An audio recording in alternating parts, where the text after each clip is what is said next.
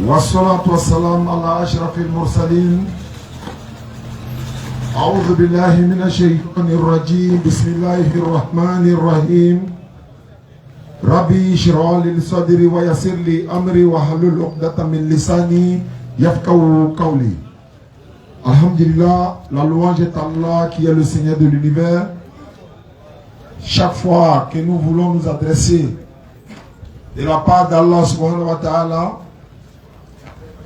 à toute une communauté, à des invités, dans une conférence ou autre, nos cheikhs, nos dévanciers nous ont conseillé de faire la doua de Moussa alayhi salam dans la sourate 20, versets 25 à 28. Moussa alayhi salam, lorsque Allah l'envoie vers Pharaon, il dit: oh mon Seigneur, ouvre ma poitrine, dénoue un nœud à ma langue.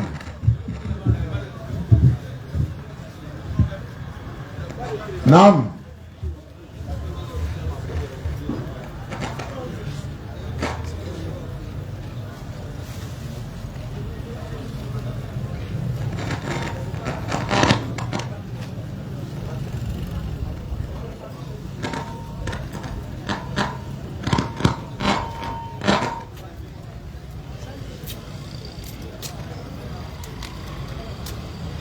Nam.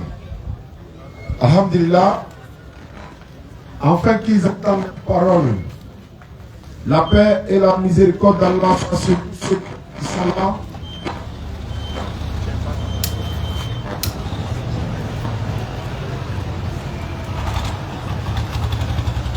La paix.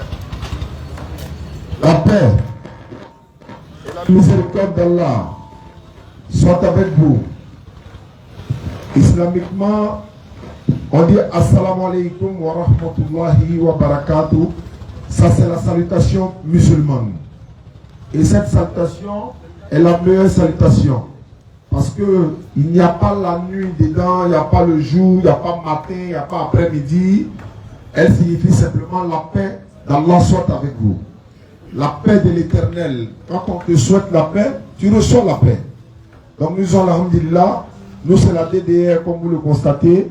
Nous étions ici il y a 1 an de cela, 2 ans, d'accord, pour la même mission, parler de l'islam, exhorter les uns et les autres à être renfermés dans l'islam et ceux qui n'ont pas encore compris de devenir musulmans. Nous étions tout à l'heure vers 16h vers Hôtel Rambo. Nous sommes encore là ce soir pour continuer la mission. Et c'est toujours, nous sommes dans toujours le même mois, le 3 juin 2022, n'est-ce pas? Et nous sommes dans le calendrier hégirien Dhul Khada, le 4 Dhul Khada 1443 de l'Hégire. Donc le 11e mois du calendrier hégirien. Alhamdulillah Rabbil Alamin, lorsque nous sortons dans les rues et que nous partons prêcher, beaucoup de personnes se disent c'est une conférence dédiée uniquement aux musulmans. Parce qu'on attend Allah, Allah, Allah. Mais ce qu'ils oublient, nous prêchons avec la Bible et le Coran. Pourquoi la Bible et le Coran? Est-ce qu'un musulman a-t-il le droit de prêcher avec la Bible? Un musulman a-t-il le droit de lire la Bible? Est-ce qu'un musulman doit croire à la Bible? Est-ce qu'un chrétien peut lire le Coran? Est-ce que quelqu'un a le droit de prendre le Coran ou de s'acheter un Coran pour lire? Nous disons oui, oui, oui. Nous avons donné même des Corans à des pasteurs pour leur permettre à lire le Coran, pour ne pas qu'ils jugent les musulmans sans avoir connaître l'islam. Nous ne pouvons pas aujourd'hui juger toute une communauté par le comportement d'un seul individu. Si un jeune musulman se comporte mal là, ce n'est pas l'islam qui lui recommande cela. Ce n'est pas les musulmans qui se comportent mal, mais c'est cette personne qui se comporte mal et ça n'engage que lui. Vice versa. C'est pareil que pour les bouddhistes, pour les féticheurs, pour les chrétiens. Mais nous nous disons islamiquement, nous sommes venus parler d'une religion. D'une seule religion. Et la seule que l'Éternel Dieu a donnée, selon la Bible et le Coran, c'est la soumission à sa volonté. Exactement. Que nous voulons traduire par islam. L'islam, c'est la religion de tous les prophètes. Exactement. Commencez par Adam alayhi salam, première créature humaine de l'Éternel. La Bible dit dans 2 Timothée, 1 Timothée 2, 13, Adam a été formé le premier et puis Ève ensuite. Donc, Adam alayhi salam, il n'a pas pratiqué notre religion si ce n'est que la soumission à la volonté de l'Éternel. Il était musulman. Ibrahim alayhi salam, pareil. Nuhu alayhi salam, pareil. Ils étaient tous musulmans. En passant par Jésus, Moïse, tous les autres, la paix de Dieu soit sur eux tous. Muhammad sallallahu alayhi wa sallam, c'est pas lui qui a envoyé l'islam. Certains disent souvent, avant que Muhammad sallallahu alayhi wa sallam, même les musulmans, il y a l'islam, il y a les Muhammad Dina Bena, il y a les Muhammad Bena Dina. Allez, Muhammad sallallahu alayhi wa sallam, amana l'islam, anana l'islam, sorry. Nakala ko Muhammad sallallahu alayhi wa sallam, allez le tunana l'islam, on va y avoir Ibrahim tout l'islam. Isa tout eslamay, nous tout eslamay, Yaya tout eslamay, Youssouf tout eslamay, Toto nana ale kwa poshi tout eslamay, parce que ni Muhammad nana ni eslamay, Toto nous nana ni moulé. Muhammad sallallahu alayhi wa sallam, ananas eslamaya dafali. Surat 5 verset 3. Allah dit, j'ai parachevé pour vous aujourd'hui. Il parachève ça sur Muhammad sallallahu alayhi wa sallam. J'ai parachevé aujourd'hui pour vous votre religion, j'accomplis sur vous mon bienfait et j'agrée l'islam pour vous comme religion. Exactement. Donc, parachever l'islam. Ça a commencé et parachever c'est Muhammad sallallahu alayhi wa sallam. Parce qu'il est le dernier des prophètes et le dernier des messagers également. Exactement. Si Muhammad sallallahu alayhi wa sallam vient, et qu'est-ce qu'on nous fait? Ceux qui croyaient en Moussa alayhi salam, ceux qui croient en Jésus, ceux qui croyaient en Abraham, à d'autres prophètes, qu'est-ce qu'ils doivent faire? Ils doivent croire au dernier des messagers, Muhammad sallallahu alayhi wa sallam. En croyant en lui, vous obtenez quoi? Tout droit au paradis par rapport aux prescriptions que l'Éternel Dieu lui donne, Dieu veut nous transmettre. Surat 3, le verset 31. Allah dit, il faut leur dire, répète-leur ça. Si vous aimez vraiment Allah, c'est moi que vous devez suivre. Vous devez me suivre dans tout ce que je vous ai ordonné et interdit de la part d'Allah. Allah vous aimera. Il vous pardonnera vos péchés. Exactement. Regarde déjà le pardon du péché en islam. Tu n'as pas besoin de tuer mouton pour ça. Beaucoup d'hommes pensent que quand on tue mouton dans ta bascule, ça vous pardonner nos péchés. Un musulman n'a pas besoin de ça. Il n'a pas besoin de faire un sacrifice pour pardonner ses péchés. Mais dans Sarakabo, Allah y a vendu le moment. Sarakabo de mon jour, il n'y a pas là. Ce n'est pas sacrifice, c'est un sacrifice là. C'est que c'est même nous, et ceux qui ont les moyens là. Matin, midi, soir, ils vont faire des sacrifices pas possibles. Ils peuvent payer des centaines de moutons par jour. Alors que toi, tu ne peux même pas payer 50 francs. Donc, qui sera pardonné? Non, ce n'est pas de ça qu'il s'agit. Le pardon des péchés en islam, c'est la repentance. C'est-à-dire regretter ce que j'ai fait, et puis je n'ai plus fait. Entre moi et Allah, lui seul, il demande pardon. Et puis c'est fini.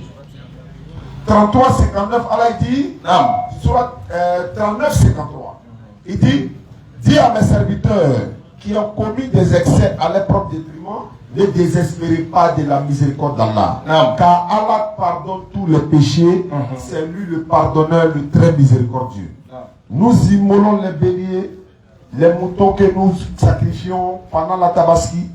C'est pour commémorer l'acte d'Ibrahim alayhi salam. Allah lui avait ordonné d'immoler son fils unique Ismaël. Pour le faire, Allah l'avait mis à l'épreuve. Non, ne le fais plus. Nous commémorons l'acte. Parce que nous, pour dire quoi? Tuer son enfant pour faire quoi? Non, c'était juste pour le tester. Mais d'autres n'ont pas compris. Ils pensent que, à l'époque, selon la Bible par exemple, à l'époque, il y a des gens qui ont dit qu'ils donnaient des animaux pour que leurs péchés soient pardonnés. On a vu dans la Bible, il y a des gens qui ont donné farine même pour pardonner les péchés. Donc, islamiquement, c'est pas comme ça les péchés sont pardonnés. Non. Les péchés ne sont pardonnés que par la repentance. Même dans la Bible, c'est comme ça. Et chers frères et sœurs, musulmans et non musulmans, devenez musulmans avant qu'il ne soit trop tard. Parce que si vous mourrez sans être musulman et que nous arrivons au ciel, l'Éternel Dieu est là, face à nous, personne n'aura d'excuses devant l'Éternel. Tu ne peux pas dire je ne savais pas, je n'ai pas entendu, on ne m'a pas dit. Tu as entendu. Jésus a dit dans la Bible, Jean 15, 23, si je n'étais pas venu et que je ne vous ai pas parlé, vous n'aurez pas péché. Mais comme je suis venu, je vous ai parlé, vous avez entendu. Vous n'avez pas cru, vous vous êtes déjà jugé. Vous êtes déjà jugé. C'est pourquoi le musulman, il se sent à l'aise dans tout. Non. Il n'y a pas de... Ça dit qu'il n'a pas fait d'une divinité un être humain. Exactement. Le Dieu des musulmans, ce n'est pas un être humain. Il ne devient pas aussi un être humain. Parce que lui, il envoie Gabriel pour prendre forme humaine. Gabriel prend forme humaine pour venir parler à la mère de Jésus. Et regardez par exemple chez les bouddhistes. Lorsque les bouddhistes veulent adorer leur divinité, c'est souvent des vaches qu'ils adorent, qui est leur divinité. J'ai vu une vidéo où il y a une vache même, elle soulève sa patte comme ça, chaque personne vient se coucher, et puis elle dépose sa patte sur toi, tu t'en vas. L'autre vient, et sur le chute. Les hommes sont en train de se coucher comme ça. Ça, c'est leur conception. Pendant qu'ils sont en train de faire ça, nous, en Côte d'Ivoire ici, on est en train d'immoler la vache, mais les gens n'arrivent toujours pas à comprendre que c'est une créature, c'est l'Éternel qui a créé ça pour nous nourrir. C'est pas Dieu qui est là. Et ils n'ont pas compris. Maintenant, certains disent, non, ceux-là n'ont pas compris, hein, oui, mais eux-mêmes là, ils savent adorer de l'eau, rivière. Là, il est en train d'adorer ça. Il y en a qui disent, non, ceux-là aussi n'ont pas compris. Il y en a aussi, lui, il a fabriqué bois, statue, et puis il adore. Non. C'est-à-dire c'est son Dieu qui est là, mais c'est lui-même qui a fabriqué. Et quand il pleut, il prend sa chaîne, il couvre son Dieu. Quand le feu vient, il prend son Dieu, il s'en met dans la maison. Mais entre vous deux là, qui doit sauver qui? Question. Il y en a qui disent non, tous ceux-là n'ont rien compris. Nous-mêmes là, c'est l'homme même, nous on s'en a adoré. Et aussi ils adorent un être humain. Non. Donc ils disent non, vous-même vous n'avez bien compris. C'est maman de l'être humain là, nous aussi on a adoré. Non. Dans tout ça là, les musulmans sont assis et puis on les regarde. Ils ont fini tout ça. Nous maintenant on vient pour dire non. Tout ce que vous adorez là n'a rien à voir avec le vrai créateur des cieux de la terre. Exactement. Parce que le créateur des cieux de la terre, il est invisible. Non. Il n'a pas de couleur, il n'a pas de forme. Non. Tu ne peux même pas l'imaginer. Contente-toi de son nom, de ses signes, de sa créature. C'est ce qu'il a dit. On n'a pas besoin de le voir pour croire en lui. Ça fait partie de la foi musulmane. Non. Donc c'est pour ça le musulman, si un musulman perd le paradis, voilà, c'est de ta faute toi-même. Exactement. Tu as les clés du paradis dans ta main. Mais tu laisses ça pour dire non, l'islam est trop difficile. Oui, c'est normal. Tout ce qui est bon là, c'est difficile. Tout ce qui est important, logique, normal là, c'est aussi difficile. Exactement. Donc pourtant, nous pratiquons l'islam matin, midi, soir, on n'est pas mort. C'est pas ça qui va nous tuer. Mais le plus important, quand on mourra là, on ira au ciel, on trouvera qui? Question. La Bible en a répondu.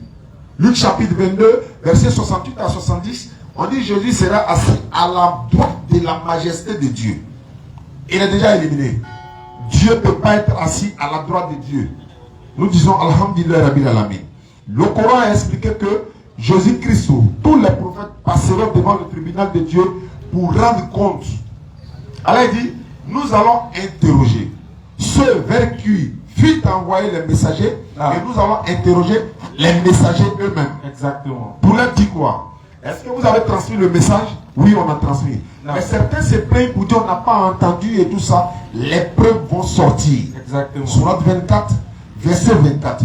Ce jour-là, leurs langues témoigneront, leurs mains vont témoigner, les pattes, les pieds, tes parties même que tu n'imagines pas vont parler pour défendre. Exactement. Pour dire non, on a entendu.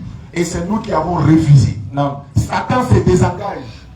Il n'a rien à voir. Mais lui, il connaît son sort. Exactement. Mais nous qui le suivons, ou bien ceux qui vont le suivre, c'est ceux-là qui seront dans le regret. C'est pourquoi nous faisons les rappels, exhorter les gens. On peut commettre des péchés, on peut commettre des erreurs. Mais je ne vais pas me repentir, je vais mourir dans l'erreur là. C'est ça le plus grand péché. Allah dit dans le Coran, là, Sourate 4, verset 18, l'absolution n'est point destinée à ceux qui commettent des mauvaises actions. Jusqu'au moment où la mort se présente à eux, il se dit, je me repens maintenant, non plus pour ceux qui meurent mécréants. Tu as eu le temps de te repentir, tu es jeune. Le vieux, on peut le comprendre pourquoi. Il est déjà âgé, il est consacré à la mosquée, il est en train de faire son adoration. Il pense quand je vais mourir, comment mes enfants seront. Quand je vais mourir, quel sera mon sort au jour du jugement dernier. Quand je vais mourir, voilà, ça lui pense. Mais toi, tu es jeune aujourd'hui. Toi, tu es en train de sciencer déjà le jour des 31, comment j'ai fait pour avoir aller boire mes bières, comment j'ai fait ceci, cela, et tu n'as pas d'argent, vous partez tomber sur les gens, arracher les motos, vous agressez les gens, et vous faites partie des familles musulmanes. Vous êtes musulmans, et vous ne vous dites même pas que, est-ce que étant musulman, c'est que je fais la même, c'est bon. Parce que si tu es musulman, tu sais très bien que tu vas mourir. Tu sais très bien que Allah va te ressusciter. Et tu sais très bien que tu vas aller rendre compte de ce que tu as fait. Maintenant, tu n'es pas encore mort. Tu te repentis. Et puis tu te repens. Il te pardonne. C'est-à-dire tu reviens vers Allah, c'est seulement. En toi seul, Allah, ou pas aller chez Kramotier, ni rien. Non. Il ne peut rien faire pour toi. Fais ta prière. Dis à Allah. Il ne va pas te répondre, oui, il t'écoute. Il t'écoute. Non, c'est pas comme ça. Allah, il le tient, il entend. Je regrette ce que j'ai fait. Voilà, je ne vais plus le faire. Et puis il t'observe. Voici, tu vas le faire ou pas. Tu ne peux pas le blaguer. Si tu ne le refais pas, alhamdulillah, tu as beaucoup de chances pour obtenir le paradis. Non. Le paradis ne se gagne pas par exemple, matin ici, tous mes parents sont musulmans, et puis bon, ça s'arrête là. Et puis bon, ça s'arrête là. Ni Kamike, Ibo Bragi le son. Ni Mamike, ton papa va mourir, maman va mourir là. Qui a malheur, personne ne peut intercéder pour toi. Ce sont tes bonnes actions. Allah dit, celui qui fait un bien, ce fils du poids d'un homme, il le verra. Non. Si tu fais un mal, tu le verras. Exactement. Je termine par la sourate 6, verset 160. Allah dit, quiconque viendra avec un bien, il aura 10 fois autant. Celui qui vient avec un mal, il sera rétribué que par son équivalent. Non. Et on ne leur fera aucune injustice. L'islam te dit, si tu fais un bien, tu es prêté 10. Tu fais un mal, tu as 1. Mais il y en a qui ont vu tout ça là. Lui, il a quitté l'islam même complètement pour aller dans d'autres religions parce que là-bas, on ne lui interdit rien. On lui se sent à l'aise là-bas. Allah nous donne la bonne compréhension. Amen. Nous sommes à Toumoudi ce soir. Alhamdulillah. Nous remercions tous ceux qui ont fait le déplacement. Nous demandons à chacun de vous de s'inscrire pour poser les différentes questions que vous voulez. Et ici, alhamdulillah, comme on est déjà présent, on remercie tous ceux qui ont fait le déplacement et on essaie pour ceux qui nous prennent pour la première fois, qui ne savent pas de quoi il s'agit. Il s'agit bien évidemment des musulmans qui ont décidé de sortir dans les rues et de prêcher le message du salut. Pour vous informer, pour vous avertir qu'en dehors de l'islam, il n'y a point de religion, il n'y a pas de religion qui est capable de pouvoir guider l'être humain. Parce que tous les prophètes qui sont venus, tous les prophètes qui ont passé, tous ceux qui sont venus de la part de Dieu ont prêché un même et unique message. Mais aujourd'hui, pourquoi on parle de Dieu? Pourquoi ce soir, nous sommes réunis ici pour parler de Dieu? Nous sommes réunis ici pour parler de Dieu parce que c'est ce qui est primordial. C'est ce qui est important. C'est vrai, nous vivons dans le monde et le monde a ses réalités. Mais la meilleure des réalités, c'est d'abord de savoir que celui-là même qui nous a offert cette réalité-là est lui-même aussi une réalité. C'est-à-dire qu'il faut connaître que Dieu est derrière la réalité et qu'il nous a donné un monde dans lequel nous vivons qui est une réalité. Et quand on a la réalité dans sa réalité, on se souvient de celui-là même qui nous a donné la réalité. Alors, il est important pour vous qui nous écoutez pour la première fois de savoir que nous sortons aujourd'hui parce que les gens avaient des difficultés pour pouvoir aller à la mosquée pour entendre le message de l'islam. Mais aujourd'hui, la mosquée s'est détachée. La mosquée s'est déportée vers vous.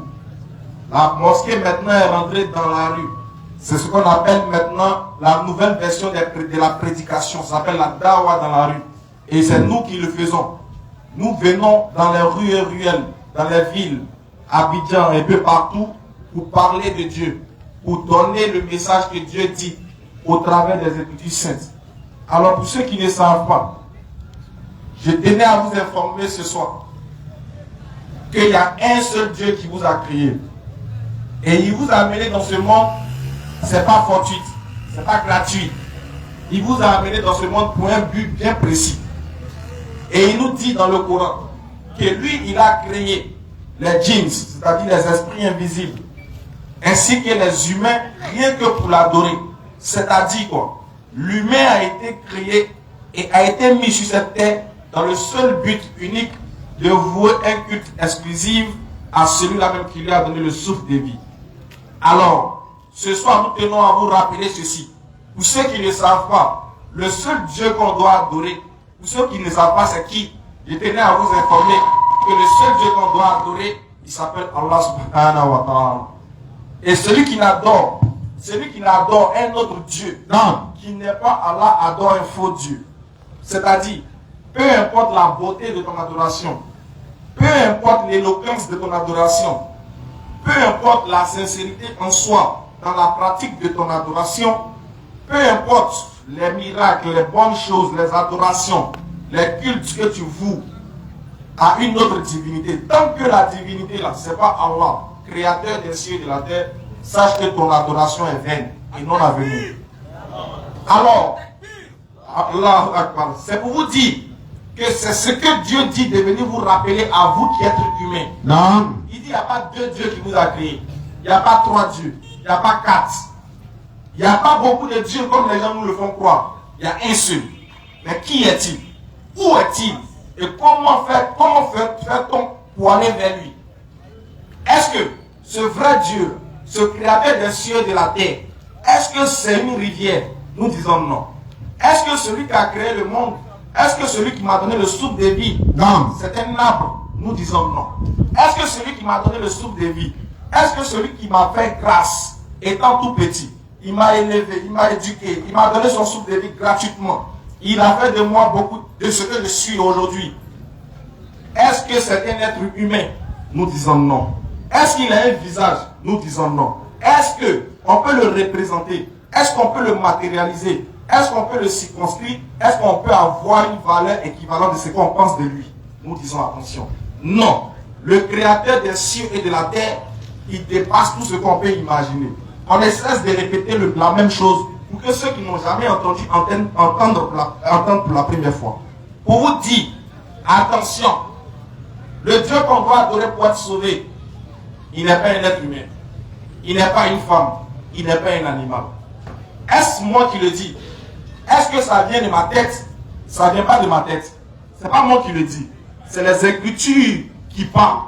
Mais comme vous n'avez pas accès à ces Écritures, comme vous ne connaissez pas tout, alors les Écritures même viennent à vous. Et nous faisons l'effort de vous montrer ce qui est écrit dans vos livres et dans nos livres. Qu'est-ce que Dieu dit? Alors on va commencer dans vos livres. On va commencer pour ceux qui n'ont pas connu la vraie valeur de Dieu. Pour ceux qui ne connaissent pas Dieu. Parce que Dieu dit, mon peuple périt faute de connaissance. Parce qu'il ne me connaît pas. Les gens pensent qu'ils connaissent Dieu. Les gens pensent qu'ils adorent le vrai Dieu. Or, ils sont en train d'adorer le diable. Or, ils sont en train d'être égarés par Satan. Parce que dans l'adoration de Satan, lorsque Satan même est en train de t'égarer, il te fait ça propre tellement que tu penses qu'il est dans la vérité. Mais alors, il faut que quelqu'un soit là pour t'interpeller sur quelque chose. Ce soir, seuls les intelligents, je dis bien, seuls ceux qui ont la faculté de discerner, ceux à qui Dieu va faire grâce, c'est eux seulement qui vont comprendre ce que je suis en train de dire. C'est-à-dire, si on a fini de parler ce soir, et quelqu'un n'est pas musulman, quelqu'un qui n'était pas musulman, qui va écouter ce qu'on va dire, et il ne va pas se convertir, c'est que Dieu n'a pas pitié de toi. Vous avez entendu? Si tu n'es pas musulman, ce que je vais dire ce soir, si ça n'a pas fait quelque chose, si ça t'a rien fait, et puis tu es parti à la maison comme ça, c'est que Dieu n'a pas pitié de toi. Mais si vraiment Dieu a pitié de toi, ce soir, avant que tu n'ailles à la maison, tu vas dire, j'atteste qu'il n'y a aucune divinité qu'Allah, et je crois que Muhammad est son messager. Pourquoi? Parce qu'il faut connaître qui est Dieu. Même si tu ne sais pas parler français, même si tu ne comprends pas anglais, même si tu n'es pas éloquent, même si tu n'es pas riche, même si tu es en bonne santé, mais si tu connais Dieu, si tu connais qui il est, s'il s'est révélé à toi, s'il t'a guidé, tu as tout gagné. Voilà la différence entre les musulmans et les autres. Les autres disent que les musulmans ne connaissent rien. Ils sont des analphabètes. Ils ne sont pas allés à l'école. Les musulmans disent que ce n'est pas grave. D'ailleurs, aucun prophète n'est allé faire école dans un coup du soir ou même a eu BTS en révélation. Mais eux tous étaient dotés d'une sagesse divine qui transcendait même l'éloquence de ceux-mêmes qui avaient fréquenté. Ils étaient dotés d'une sagesse divine, d'un pouvoir divin qui faisaient des hommes supérieurs à ceux-là même qui connaissaient et qui avaient appris les Écritures, appris à lire et à écrire. Voilà pourquoi le noble messager Mohammed, il n'a jamais écrit, il n'a jamais fréquenté, mais il était plus éloquent que ceux-là même qui étaient des grands poètes en Arabie. Mais ce soir, voilà le véritable créateur des cieux et de la terre. Il va nous parler au travers des deux livres, c'est-à-dire la Bible et le Coran. Si tu n'as pas été guidé ce soir, il faut te revoir. Alors qu'est-ce que Dieu nous a donné comme conseil? Comment est-ce qu'il a dit qu'on doit se comporter vis-à-vis de lui? Pour pouvoir savoir si vraiment dans le faux ou on est dans le vrai. Parce que c'est facile d'indexer ton frère et de dire qu'il est dans le faux sans pour autant démontrer par A plus B qu'il est dans le faux. Et même si tu essaies de démontrer par A plus B qu'il est dans le faux, tes arguments que tu prends pour essayer de le déconstruire ne sont pas sûrs d'être des arguments authentiques. Donc, pour avoir l'authenticité, pour pouvoir porter fort, pour pouvoir être garant de tes arguments, il faut que tes arguments sortent de la bouche de celui qui a parlé à ta place, de celui qui t'a créé, de celui qui n'est pas l'auteur de de celui qui est l'auteur de tout ce qui est comme circonstance. Si tu vas sortir un verset qui soit des livres révélés de la part de Dieu, ou bien des livres qui sont fondés, des livres par lesquels certaines personnes ont fondé leur foi, alors cela ne vient pas de toi, mais cela vient des livres. Au moins, tu as un appui. Tu vas dire, c'est pas moi dit, mais c'est la Bible ou le Coran qui a dit. Alors, qui est Dieu? Qu'est-ce qu'on doit savoir de lui? Qu'est-ce qu'il nous a dit? On va d'abord prendre Deutéronome chapitre 4, à partir du verset 14 et suite. Qu'est-ce que Dieu a dit? Deutéronome chapitre 14, chapitre 4, le verset 14. En ce temps-là, l'Éternel me commandant de vous enseigner les lois et les ordonnances. Pour ceux qui ne connaissent pas ce qu'on appelle Deutéronome, pour ceux qui n'ont jamais entendu Deutéronome, c'est un chapitre qui se trouve dans la Bible. Et cette partie parle précisément de la mission de Moïse. Dieu s'est révélé à Moïse. Et il ne s'est pas révélé seul. Il va se révéler à Moïse ainsi qu'au peuple. Mais regardez ce qui va se passer par la suite. Parce qu'on entend les gens dire, Dieu m'a dit, Dieu m'a révélé, j'ai dormi, Dieu m'a parlé, Dieu me dit. On ne sait pas où elle est. En tout cas, Dieu ne parle trop. Lui se lève, Dieu m'a révélé. L'autre se lève, Dieu m'a dit. L'autre aussi dit, je suis Dieu. Chez nous, habitait même là, Dieu il est venu. Il était baoulé. Ah, ça chauffait là-bas. Hein. Imagine si Dieu est baoulé. Il y a mon frère qui dit, ah, si Dieu est baoulé, ça c'est sûr que Satan c'est un Dieu là. Il dit, frère, pardon, va chercher par là. Pardon. Mais regardez une chose. Ils ont refusé que Dieu soit baoulé. Ils se sont fâchés. Hein. Nos hommes de Dieu qui sont là-bas, ils se sont fâchés. Ils disent non, il n'est pas Dieu. Comment Dieu peut être baoulé? On dit, ah, donc Dieu ne peut plus tout faire. Ah, Dieu peut devenir blanc, mais il ne peut pas devenir noir. Si c'était un blanc qui avait la barbe et les yeux bleus, et puis il dit, je suis votre Dieu, il a dit, oui, bienvenue Seigneur. Ah, on t'attendait. Mais comme c'est un baoulé, il refuse. Vous allez accepter. On va lire d'abord la Bible, puis on va revenir à Jésus baoulé. Bismillah.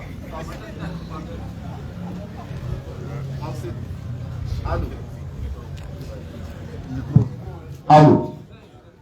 En ce temps-là, Oui. l'Éternel me commanda de vous enseigner les lois et les ordonnances. Moïse dit, en ce temps-là, l'Éternel m'ordonna de vous enseigner ses lois et ses commandements. Vas-y frère.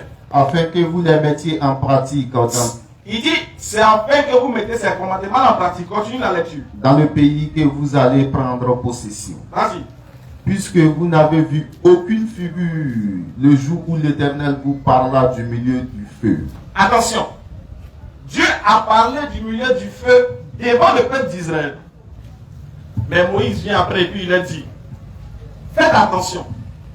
Vu que Dieu vous a parlé du milieu du feu, vous vous rappelez le jour où Dieu vous a parlé du milieu du feu là? Non. Attention, moi je vous connais. Voilà ce que Dieu m'a dit de vous dire. Continue. Veillez attentivement sur vos âmes. Il dit, je vous connais. Parce que vous avez vu, Dieu a parlé du milieu du feu. Alors veillez attentivement à vos âmes. Alors c'est pour ça que nous sommes là ce soir. Pour sauver vos âmes. Pour que vos âmes soient sauvées. Parce que le salut de ton âme se résume, ou bien réside dans la compréhension de ce qui va être dit ce soir.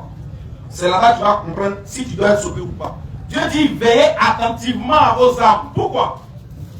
De peur que vous ne les corrompiez. De peur que votre âme soit corrompue. C'est-à-dire quoi?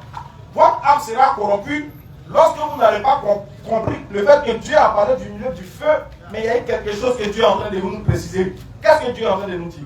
Et que vous ne vous fassiez une image taillée. Dieu dit.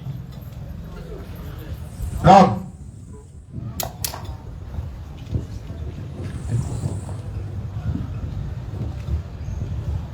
C'est bien. Réponds à la lecture, frère, s'il te plaît. Et que vous ne vous fassiez une image taillée. Remonte un peu, s'il te plaît. De peur que vous ne la corrompiez. Et que vous ne vous fassiez une image taillée. Dieu dit, lorsque Dieu vous... Moïse dit plutôt au peuple, lorsque Dieu vous a parlé du milieu du feu, vous n'avez vu aucun signe, aucun visage. Mais veillez à votre âme, veillez attentivement à votre âme, de peur que votre âme ne se corrompe. Alors qu'est-ce que Dieu dit par la suite? Et que vous ne vous fassiez une image taillée. Il dit, il ne faudrait pas que quelqu'un se fasse une image taillée de Dieu. C'est-à-dire, en d'autres termes, un véritable croyant, un adorateur de Dieu véritable, ne peut pas faire une statue et puis adorer sa statue. Il ne peut pas faire une statue. Il ne peut pas matérialiser Dieu au travers d'une statue. Dieu dit attention, ne vous faites point d'image taillée. Continue. Une représentation quelconque d'idole. Une représentation de quelques idoles. De quelques idoles. Voilà. Une représentation de quelques idoles. Vas-y. La figure d'un homme ou d'une femme. Dieu dit, il ne ressemble ni à un homme, ni à une femme. Alors, si vous adorez un Dieu qui est un homme, la Bible dit que c'est un faux Dieu. Veillez à votre âme. Sinon, si vous mourrez dans l'adoration d'un homme, vous partez en enfer. La figure d'un animal qui soit sur la terre. Non. De peur que vous ne vous corrompiez. Dieu dit, de peur que vous ne vous corrompiez, vas-y. Et que vous ne vous fassiez une image taillée. Et que vous ne vous fassiez d'une image taillée. Une représentation quelconque. De quelques idoles. De quelques idoles. La figure d'un homme ou d'une femme. La figure d'un homme ou d'une femme. La figure d'un animal qui soit sur la terre. La figure d'un animal qui soit sur la terre. La figure d'un oiseau qui vole. Ou la figure d'un oiseau qui vole dans les cieux. C'est-à-dire, Dieu ne ressemble à rien de tout ce qu'on peut on l'a cité. Non. Il n'est pas un homme, il n'est pas une femme. Alors, asseyez-vous et puis réfléchissez. C'est où on adore Dieu sous forme humaine. Qui, sur la terre ici, dit que Dieu est venu sous forme humaine et qu'il doit l'adorer. Alors que Dieu dit qu'il ne ressemble pas à un homme. Il n'a pas la figure d'un homme ni d'une femme. Parce qu'avoir une figure d'une femme serait discriminer les hommes. Avoir aussi la figure d'un homme, ça serait mettre à part les femmes. Dieu n'est pas un homme ni une femme. Et le véritable créateur des cieux et de la terre, il vous précise qu'il n'a pas de visage. Dieu n'a pas de visage. Vous qui avez accroché photo de Dieu chez vous là, commencez à enlever, il n'a pas de visage. Qui était le photographe en ce temps? Vous n'avez pas vu le visage de Satan, mais pour Dieu, vous avez tiré photo de ça, vous avez mis dans la maison. Allez-y, enlevez. Dieu dit, il n'a pas le visage, il n'a pas le visage d'un homme. Il n'a pas la couleur de peau. Il n'a pas aussi de nationalité. Il est le créateur de toutes choses. Et il ne ressemble à rien de ce qu'on peut l'imaginer. Il dit donc, veillez attentivement à vos âmes. Voilà pourquoi il nous a prévenus dans le Coran. Le chapitre 59 du Coran, qu'on va lire rapidement. Qu'est-ce que Dieu nous prévient là-bas? Qu'est-ce que Dieu nous dit? Rapidement, frère. Oh, vous qui avez cru. Dieu dit, oh, vous qui avez cru. Craignez Allah. Craignez Allah. Que chaque âme voit bien ce qu'elle a avancé pour demain. Faut pas ton âme là. Faut craindre Dieu à cause de ton âme. Parce que chaque fois que ton âme va faire quelque chose, ton âme va témoigner, va venir rendre compte de la chose qu'elle aura commise sur terre. Donc Dieu dit, veille attentivement à ton âme dans la Bible. Dans le Coran, Dieu dit, attention, oh vous qui avez cru. Vas-y. Oh, vous qui avez cru. Oh vous qui avez cru. Craignez Allah. Craignez Allah. Que chaque âme voit bien ce qu'elle a avancé pour demain. Que chaque âme voit bien ce qu'elle aura avancé pour demain. Et craignez Allah. Et puis ensuite, ayez peur de votre Créateur. Car Allah est parfaitement connaisseur de ce que vous faites. Il dit, il connaît tout ce que vous faites, en cachette comme en public. Frère, Dieu dit, il connaît tout ce que tu fais. Ça ne te fait pas peur. Quand nous tous ensemble à la maison, et puis toi, ceux qui rentrent dans la douche, il dit, il te voit. Quand toi, ceux qui te cachent, tu dis que tu es le véritable, tu adores le véritable Dieu. Tu vas à la mosquée, la nuit, et puis après, tu es dans un couloir noir en train d'adorer le condron. Dieu dit, il te voit. Il dit que chaque âme voit bien ce qu'elle aura posé. Quand derrière, tu finis de dire Allahu Akbar, et puis en bas de ton lit, il y a un canari qui est caché là-bas. Là. Il dit, il te voit. Quand il dit tu adores Dieu, non. Et puis il y a des gris-gris sur toi qui te protègent contre accident, il dit, il te voit. Quand il dit tu adores Allah, et puis tu as les bagues de protection, tu as les médicaments contre les femmes. Tu as mis beaucoup de non-sidis en bas de ta table pour avoir beaucoup de clients. Dieu dit, il te voit. Vas-y frère. Et ne soyez pas comme ceux qui ont oublié Allah. Il dit, ne soyez pas comme ceux qui ont oublié Allah. Allah leur a fait alors oublier leurs propres personnes. C'est comme ça que Allah lui-même, il les a fait oublier leurs propres personnes. Continue la lecture. Ce sont les pervers. Et puis Dieu dit que ce sont des pervers.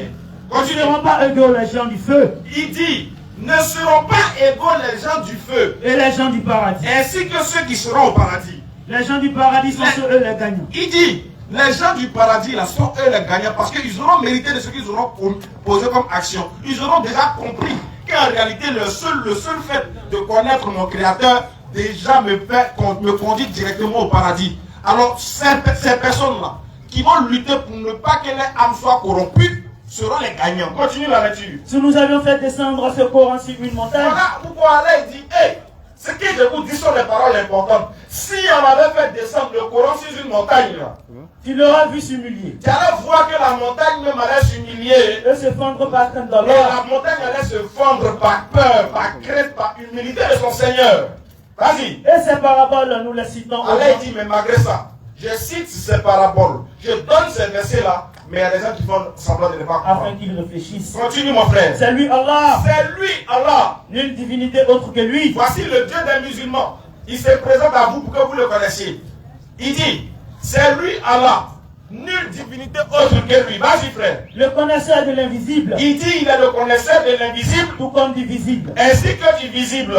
C'est lui. C'est lui. Le tout miséricordieux. Il dit, il est le tout miséricordieux. Le très miséricordieux. Et en même temps, il est le très miséricordieux. C'est lui. C'est lui Allah. Allah. Allah. Nulle divinité que Il lui. n'y a pas un autre Dieu à part lui. Le souverain. Il est le souverain. Le pur. Il est le pur. L'apaisant. L'apaisant. Le rassurant. Il est le rassurant. Le prédominant. Il est le prédominant. Le tout puissant. Il est le tout puissant. Le contraignant. Et il est aussi le contraignant. L'orgueilleux. En plus de ça, il est l'orgueilleux parce qu'il ne partage pas sa gloire avec qui que ce soit. Vas-y. Gloire à Allah. Il dit gloire à lui-même, Allah. Il transcende ce qui Il lui associe. transcende tout ce qu'on peut lui associer. Il dépasse tout ce qu'on peut lui imaginer. Il n'est pas ce que notre tête conçoit. Continue. C'est lui Allah. C'est lui, Allah. Le créateur. Il est le créateur et non la créature. C'est lui Vas-y. qui donne un commencement à toute chose. Il donne un commencement à toute chose. C'est lui qui a donné le commencement à cette vie. C'est lui qui a commencé la terre, la création de la terre, ainsi que du ciel. C'est lui qui a commencé la création des hommes, ainsi que la création de Moïse, ainsi que la création d'Abraham. C'est lui qui a donné le commencement à la création de Jésus-Christ. Et c'est lui qui a donné le commencement à la création du prophète Mohammed.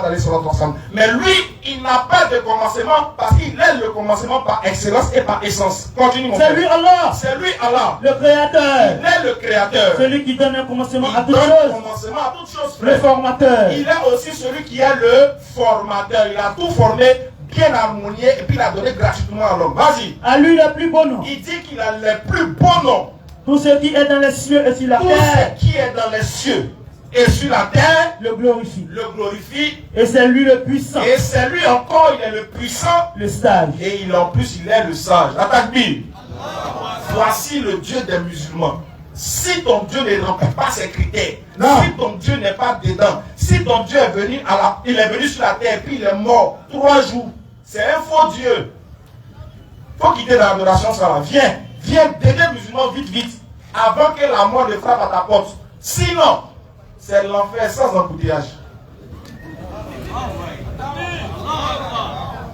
Alors, nous donnons la possibilité à ceux qui ont écouté, qui ne sont pas d'accord, de venir poser des questions.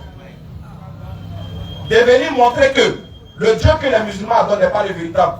Et qu'on doit donner notre vie à quelqu'un d'autre. Ça pourra nous aider aussi. Peut-être qu'on est dans le faux, on ne sait pas. Mais jusqu'à preuve du contraire, nous jurons par celui qui détient notre âme, qui est le créateur des cieux et de la terre. Non. Aucune religion, aucun homme, aucune science ne pourra être supérieure à la science de l'islam. Nous mettons quiconque au défi, à Toumoudi et partout en Côte d'Ivoire et hors de la Côte d'Ivoire, de nous présenter une religion qui peut guider un individu de la droiture, qui peut faire sortir l'homme des ténèbres à la lumière et lui garantir le salut à part l'islam. Ça n'existe pas. C'est nous, on a parlé, puis on est là, on est serré, on attend. Il n'y a pas son homme et il n'en aura pas. Même après notre mort, des gens vont se lever encore pour témoigner de la véracité de l'islam. Et aucun être humain ne pourra les confondre s'ils sont vraiment dans la sincérité d'Allah. Sauf si Allah décide de les éprouver. Qu'Allah donne la bonne compréhension. Amen. Alors nous disons, chers frères musulmans, dormez tranquille. Vous êtes dans la vérité. Ils savent que vous êtes dans la vérité. Wallah, ils savent. Mais sur la terre ici, là, chacun est venu chercher son chacun. Pour le Dieu, chacun est prêt à tout. Ils savent que vous êtes dans la vérité. Mais le fait de pouvoir vous suivre dans la vérité est une chose difficile et lourde pour le cœur. Voilà pourquoi Allah dit, les mécréants désespèrent de vous envoyer quoi à la mécréance. Ils veulent vous voir mécréants comme eux, ils ont mécru. Wallahi, appelez qui que ce soit. Appelez, peu importe l'homme de Dieu, peu importe maman de, je ne sais pas, hein, peu importe l'homme qui connaît la science, peu importe l'homme de Dieu. Tu prends un musulman connaisseur de sa religion, il va l'amener à la soumission totale de la volonté d'Allah. Alors nous vous disons, ne mourrez pas, ne partez pas d'ici. Si vous ne voulez pas devenir musulman, ne mourrez pas. Si la mort vient à vous là, chassez-le. Dites qu'il n'est pas encore devenu musulman. Parce que Allah dit, au jour du jugement dernier, l'homme va regretter, il va dire quoi? Ah, si il savait qu'il allait être musulman. Il vous a dit, oh, il a déjà dit, non, tu as déjà entendu. Si tu refuses de croire, voilà mes mains. Même Moro au paradis, tu vas gagner. Qu'Allah donne la bonne compréhension. Amen. Alors nous appelons ici tous ceux qui ne sont pas d'accord à venir poser des questions. Et ceux qui veulent aussi comprendre à venir poser des questions et qu'Allah fasse jaillir sa vérité. Sur ce, assalamu alaikum wa rahmatullah. Le scanner est ouvert. Nous sommes à Toumoudi. Voilà, et on va échanger rapidement avant qu'il ne soit trop tard le salut personnel. Bismillah. Salam alaikum wa rahmatullah. Salam. Nous avons appelé ici Sissé Daouda, monsieur Sissé Daouda.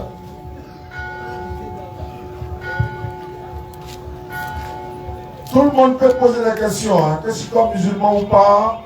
Certains n'ont aucune religion, tout le monde peut poser des questions. Les soeurs, les mamans également, si elles veulent poser des questions, le micro ira vers elles et puis on va échanger. Bonne arrivée, salam alaikum frère. Oui, alaikum salam wa rahmatullah. Donc, bismillah. Voilà, je voudrais parler de la cigarette.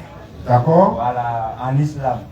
Ok. Et on parle beaucoup de l'alcool, tout ça, mais de la cigarette, on parle moins. L'impact de la cigarette en milieu, bon, en islam. Je voulais savoir ça. Je voulais parler aussi. La deuxième question va, bon, peut-être à l'endroit de ce qu'on appelle Bidaya. Voilà, en islam, on attend beaucoup ça, Bidaya, mais beaucoup d'hommes ne connaissent pas. Voilà, et là, ça va plus sur ce sujet. Voilà. Non, alhamdulillah, la cigarette, c'est pas écrit noir sur blanc comme ça, cigarette interdite dans le Coran comme le a été précisé. Mais là, dans le Coran, sur 2, verset 195, il dit ne vous jetez pas dans la destruction par vos propres moyens. C'est-à-dire que Donc, cigarette bola, drogue bala, tout ce qui peut te détruire toi-même, ne vous jetez pas dans la destruction par votre propre moyen. Parce que ce n'est pas Allah qui attrape la cigarette là pour mettre dans ta bouche. Ce n'est pas lui qui te dit d'aller payer. C'est toi-même qui paies avec ton propre argent. Malgré que le vendeur a mis dessus, abuse dangereux pour la santé. Il va gagner. Tu ne laisses pas. Donc, ça là, Allah n'a rien à voir dans ça. Il relève la qui est c'est toi-même qui a tête de détruire toi-même. Et si tu meurs dans ça, tu vas aller dire quoi là? Cigarette là, c'est dangereux. Et puis encore, je ne vais pas vous aller plus vers ce livre de Shaitan. Parce que quoi? Au fur et à mesure que tu fumes, tu ne fais qu'augmenter de une cigarette, d'un long, tu vas aller dans 5 paquets. Imagine, il y en a qui se disent, moi j'ai fumé, hein. Moi-même oui, j'ai fumé. Moi j'ai fumé pendant près de 10 ans. Mais j'ai arrêté la cigarette, ça fait près de 20 ans. Imagine un peu, il n'y a pas eu de médicament. Il n'y a pas de médicament. Si quelqu'un te dit un médicament pour arrêter la cigarette, la mentir. Parce qu'en ce moment, on était dans la jeunesse et tout ça. Et c'est venu comment? Il fallait payer cigarette pour moi. Et puis, il faut nous allumer. Nos grands frères nous envoyaient, on s'en va, on allume, on envoie, d'en bas et vient là. Nous, on a voulu essayer. Mais au départ, tu tapes là. Tu sais que c'est pas bon. Mais tu insistes, tu insistes, tu insistes. Mais quand quelqu'un quitte la cigarette, et puis il vient fumer une seule tape après 10 ans, c'est comme s'il va mourir. Ceux qui ont arrêté de fumer, ils savent. Et cigarette là, là, ni du sous cassé là, ou bien si tu es trop content. Et les gens, on dit non, les vrais junkies là, ils ont commencé à tirer les longs en même temps. Ou bien dans le mois de Ramadan, Naka sous tigre, premier taf, à faire en même temps. Il y a là même, on va c'est le là, hein, avec ton missile, si tu veux pour nous faire, mais il est dans sa carte quand même. C'est pas normal. Souvent, la plupart là, et puis, ça fait, c'est dangereux. Hein. Ni ça dit que la sécurité est là pour. C'est-à-dire, lui-même, il est là, il est gêné de s'arrêter à côté de toi. Il sait qu'il y a une odeur qui dégage et tout ça. Mais souvent, lui, il se demande, il ne sait pas, aller avec cigarette minant, qu'est-ce qui le amène à fumer? C'est Satan qui fait ça. Dans la notice des cigarettes là, il y a encore un goudron dans là. Dans la notice là, quand il regarde là, ils ont mis goudron. Ça va te tuer. Mais même si elle parlait tout de suite là, hein, les vrais fumeurs, ils sont découragés. Mais on n'a pas dit. Ils vont allumer. En fait, pour ajouter quelque chose rapidement, c'est que ce que Oustaz a dit est vrai. C'est une réalité. Et aussi, il y a d'autres qui veulent en sortir. Voilà, la cigarette, comme lui l'a dit, c'est déjà, on n'a pas besoin d'écrire noir sur blanc que c'est interdit. Mais déjà, du fait que ça soit quelque chose de nocif pour l'homme, il doit s'en écarter. Mais en même temps, il y a d'autres qui veulent sortir de là. Tellement qu'ils sont pris dans l'engrenage, ils veulent sortir, mais ils n'y arrivent pas. D'autres aussi n'ont pas envie de sortir, ils disent, mais hey, c'est quand il a laissé faire là. Allah lui, il n'a pas envie de laisser. Est-ce que tu vois? Mais par contre, pour ceux qui ont envie de laisser, par exemple, mais qui sont déjà engrenés dans la chose, qui sont déjà pris par le piège de la chose, ça sera très très difficile pour eux si vraiment la crainte de Dieu ne vient. Si Allah ne les a pas fait miséricorde et faveur. Est-ce que vous comprenez? Sinon, c'est des choses qu'on ne doit pas conseiller à quelqu'un. C'est des choses qui sont nuisibles pour l'homme. Surtout pour le musulman. Et c'est quelqu'un, puisque le musulman doit prendre soin de son corps, il doit faire attention à ce qu'il consomme. C'est pas que la cigarette, il y a aussi la même chicha. On a dit cigarette, on a laissé chicha, ils vont aller sur chicha. Tout ça aussi, ça fait partie de la chose. Parce que plus tu consommes la chose, tu ne vois pas le danger. Il y a la bonne odeur, il y a tout ce que ça dégage. Donc du coup, tu es plongé dans la chose. Il faut faire attention à ces choses-là. Parce que ça nuit à l'organisme de l'homme. Alors que Allah subhanahu wa ta'ala nous conseille de prendre soin de nous-mêmes, de ne pas nous tuer nous-mêmes. Voilà un peu. Alhamdulillah, bida, c'est innovation. Car l'a mis tout à l'heure. C'est-à-dire ajouter quelque chose d'innovation dans la religion. C'est tout ce qu'on appelle bida. Donc souvent quand on dit bida, beaucoup se posent la question, ça veut dire quoi, ça veut dire quoi. Donc les gens aussi essayent d'expliquer en même temps. Quand tu donnes une explication peut-être arabe, il va provoquer là quand tu donnes la signification. Donc bida, tout simplement, c'est l'innovation. Ajouter quelque chose dans l'islam. Il y en a qui disent Maouloud, c'est bida. Ça veut dire que ça n'a jamais existé, mais les gens ont ajouté. D'autres disent non, ils ont les preuves. Voilà. Donc ça c'est pas notre problème. Donc, simplement, bid'a veut dire innovation. Ajouter quelque chose à l'islam si ça n'existe pas, par exemple. Voilà. Kala facilite notre compréhension. Prochaine question. Ok, merci beaucoup à vous. Monsieur Sidibé Issa. Issa Sidibé a demandé. Question-réponse, c'est la série. Hein. Vous avez toute l'occasion de poser toutes vos questions. Certains aussi veulent devenir musulmans. Vous devez devenir musulmans et c'est maintenant ou jamais. Non. Wa alaykoum salam wa rahmatullahi wa barakatuh. Question, c'est de savoir, dans les mosquées où il y a des tombes, est-ce que c'est mosquée? Approchez le micro comme ça. C'est mosquée où il y a des tombes, est-ce qu'on peut prier dans ces mosquées? Il y a les mosquées où il y a les tombes. Allons savoir, les tombes se sont retrouvées là-bas comment? Il y a les mosquées qui ont été construites autour d'une tombe qui n'est pas dans la mosquée où on prie, mais dans la cour de la mosquée éloignée là-bas. J'en ai vu plusieurs. Moi, j'ai prié dans les mosquées, même dans mon village et tout ça. Maintenant, nous allons demander aux imams qui sont spécialisés dans la charia, est-ce que dans une mosquée où il y a une tombe, c'est vrai qu'on ne prie pas à la direction de la tombe peut être par exemple loin, mais ça est dans la cour de la mosquée et non dans le lieu de la prière. Il y a ça aussi. Je n'ai pas encore vu. On dit la tombe de Rasoul sallam se trouve dans la cour de la mosquée à Madina. Mais ce n'est pas dans le lieu où on prie. Mais là-bas on prie. Mais comme c'est le prophète sallam, à nous maintenant de nous approcher de nos imams qui connaissent la charia, parce que nous sommes dans un domaine de l'interreligion. On nous tape des lois, quoi. Question de à poser au courant. On fait le domaine tenu, ta imam domaine. Si tu arrives chez les imams, tu dis non, bon, par exemple, imam, bon, dans ce domaine-là, est-ce que la Bible et le Coran, c'est la même chose? L'imam va dire, ça, c'est pas mon domaine, il faut aller demander les DDR là. Donc, c'est comme Ahmed Trotrosso là. Ni dans la Bible, ni bon, on va pas qu'on en ait au période là, il t'a ni voilà ouvert. Bon, nous sommes dire, non, on doit le tout là, on le fait, t'as comme tout fait. L'islam, c'est comme ça. Amen, Alhamdulillah. Ça va passer. Ah, vas-y, il n'y a pas de problème. Allons-y. On dirait tout le monde est nettoyé. Monsieur Ouattara. Monsieur Ouattara a demandé.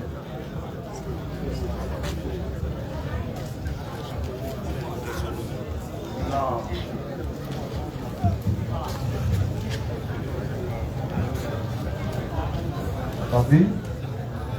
Alhamdulillah, pour ma question est la suivante. Au cours de l'allocution du Oustaz Dali, Dali a dit que les sacrifices ne pardonnent pas les péchés. Donc, j'aimerais savoir quelle est la différence entre sacrifice et puis zakat.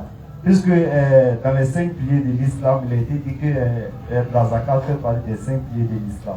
Donc, au cours de l'allocution du Oustaz Dali, il a dit que les sacrifices ne pardonnent pas nos péchés. Donc, j'aimerais savoir le rôle premier même du sacrifice, c'est quoi? Maintenant, est-ce qu'il y a une différence entre la zakat et puis les sacrifices? Donc, c'était ça ma question. Alhamdulillah, je dirais oui. La zakat fait partie des 5 piliers de l'islam. Il y a 2 sortes de zakat. La zakat el-mal, la zakat el-fitr. Zakat el-fitr, c'est lors de Ramadan et tout ça. Zakat el-mal, ça c'est lorsque, une fois dans l'année. Mais ça c'est pour, je vais dire, éradiquer la pauvreté. C'est-à-dire, quelqu'un, Allah nous recommande, celui qui atteint un niveau, sa fortune atteint un niveau, dans chaque année lunaire, tu enlèves 2,5%. On va prendre par exemple 1 million, un exemple 1 million, 5 000 francs pour donner à un pauvre au fur et à mesure. Si chacun le faisait, par exemple, la pauvreté allait disparaître. Ça, c'est zakat, qui n'est pas un sacrifice pour aller pardonner péché. Moi, je parle de donner sacrifice pour pardonner péché. Moi, je n'ai pas encore vu ça d'ici là. Ce que je sais pour pardonner péché, c'est de te repartir à celui qui tu as péché contre lui pour que lui te pardonne péché. Est-ce que donner de l'argent ou sacrifice à quelqu'un, on va essayer comme si c'était le cas, ceux qui ont les moyens là, c'est que du remonter d'accord l'eau là. Parce qu'ils ont tout l'argent du monde, ils peuvent t'offrir même, c'est-à-dire ils peuvent t'offrir tout ce que toi-même tu désires pour que ces péchés puissent pardonner. C'est de ça que moi il parle. Il n'y a pas de sacrifice donné à quelqu'un pour que toi tes péchés puissent pardonner. Mais quand on va faire et puis mettre ça pour que tu remontes, il n'y a pas. Ça c'est pas possible islamiquement. C'est ce que je suis en train de dire. Allah dit, nul pécheur ne portera le pardon d'autrui. Chacun sera responsable de ses péchés. Et c'est lui, Allah, qui pardonne les péchés si tu te répands sincèrement pour venir vers lui. Allah dit par exemple dans le Coran, Surah 5, verset 74. Ne vont-ils pas se repentir à Allah, demander son pardon, car Allah est pardonneur et miséricordieux.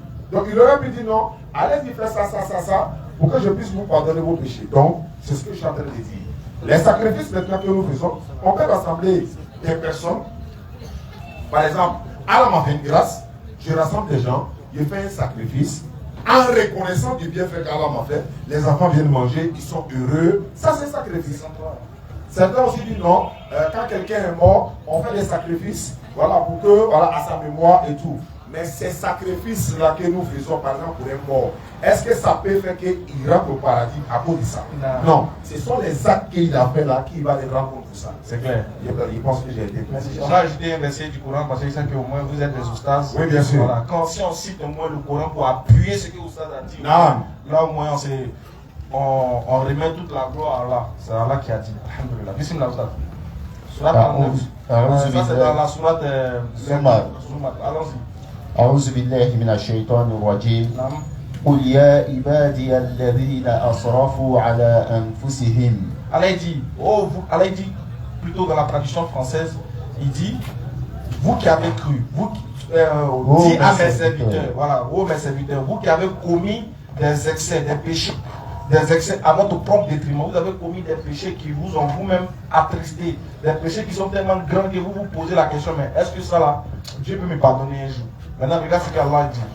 لا تقنطوا من رحمة الله. Naam. إن الله يغفر الذنوب جميعا. Allah dit, revenez repentant sincère à Allah. Vous qui avez commis des excès à votre propre détriment, ne désespérez pas de la miséricorde d'Allah, car Allah pardonne tous les péchés. Est-ce que vous voyez? Continue la suite. إنه هو الغفور الرحيم. C'est car lui-même, il est le pardonneur, le tout miséricordieux. Est-ce que vous comprenez? Donc c'est dans la repentance qu'on obtient le pardon des péchés et non dans les sacrifices qu'on obtient le pardon des péchés. Voilà un peu pour clôturer un peu ce que vous avez dit. Alors facilite. Au suivant. Monsieur Tao Ibrahim. Rapidement. Monsieur Tao Ibrahim.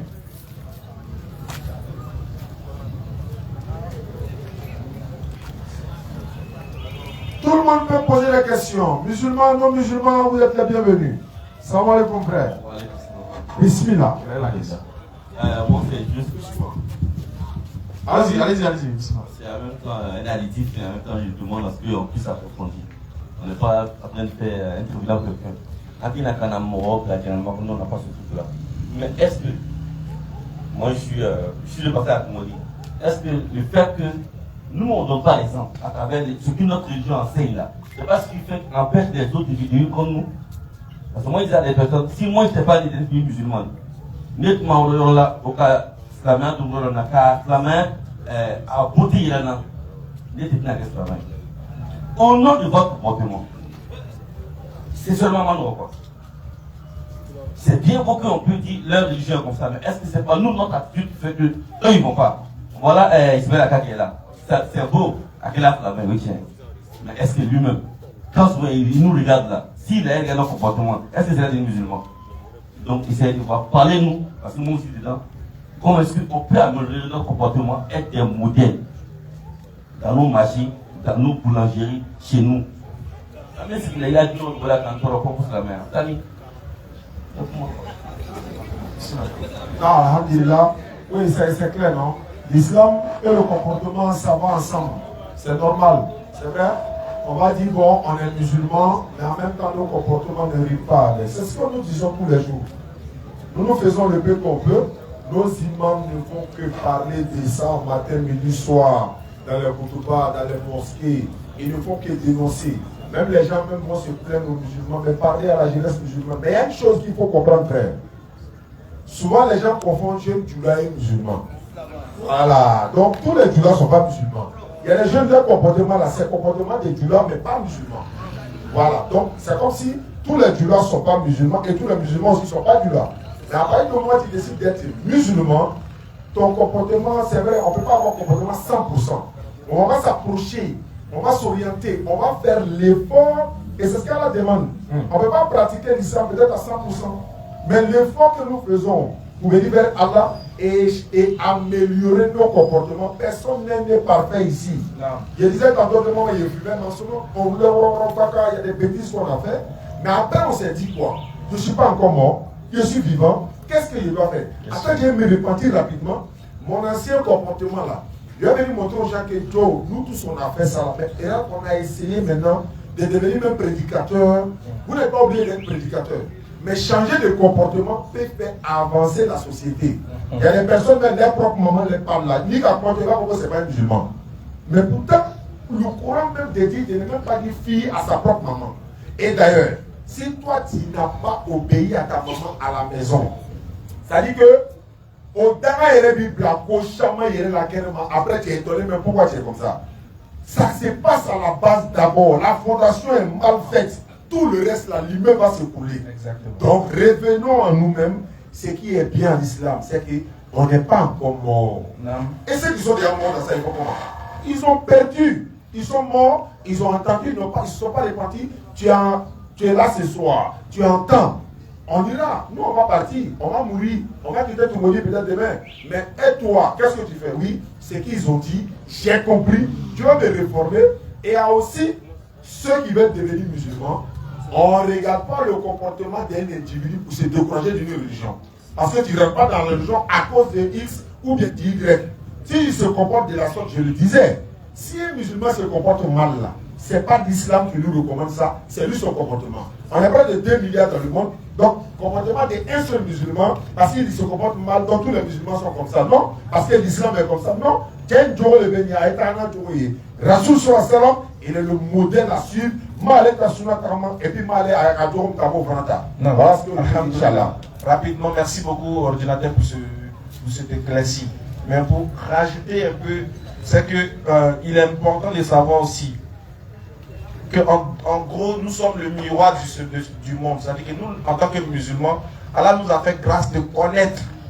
Alors que du moment où on connaît, on doit se doter des choses, on doit avoir un comportement qui doit refléter nous-mêmes notre propre religion. C'est-à-dire aussi, on reconnaît un croyant par sa manière de croire. Donc, ce que le monsieur dit est très primordial. Et exactement, souvent, la plupart du temps, on a tendance à faire des choses. Non.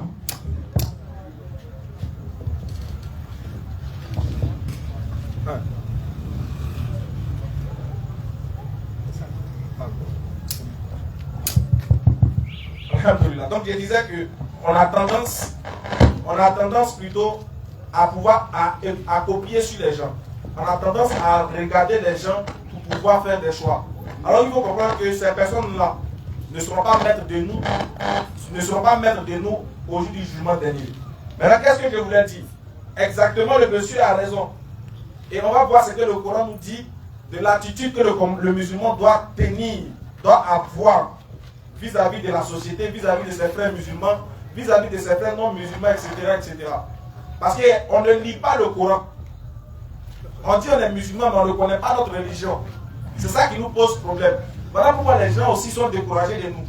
Voilà pourquoi les gens nous indexent. Ils aiment bien l'islam, mais ils n'aiment pas les musulmans. Vous ne voyez pas un peu le paradoxe? Ils aiment l'islam, mais les comportements des musulmans ne les plaisent pas. Voilà pourquoi nous sommes à faire le tri entre le musulman et le musulman. Mais le musulman, lui aussi, là, souvent aussi, quand même, il pose des actions aussi. Là, souvent, la minorité aussi pose des actions qui fait qu'on est indexé chaque fois. Quand tu allumes ta télévision, c'est attentat par-ci, attentat par-là. Quand tu allumes ta télévision, c'est djihadiste par-ci, c'est djihadiste par-là, c'est Boko Haram. Tout cela, quand les gens pensent net islam. Donc, du coup, qu'est-ce que nous, loin de ces attaques-là, qu'est-ce que nous, on peut faire intérieurement de nous pour pouvoir aider les gens à bien comprendre? Écoutez par exemple, un verset dans la sourate, d'abord on va prendre la sourate 41, à partir du verset 32 ici. Qu'est-ce qu'Allah dit?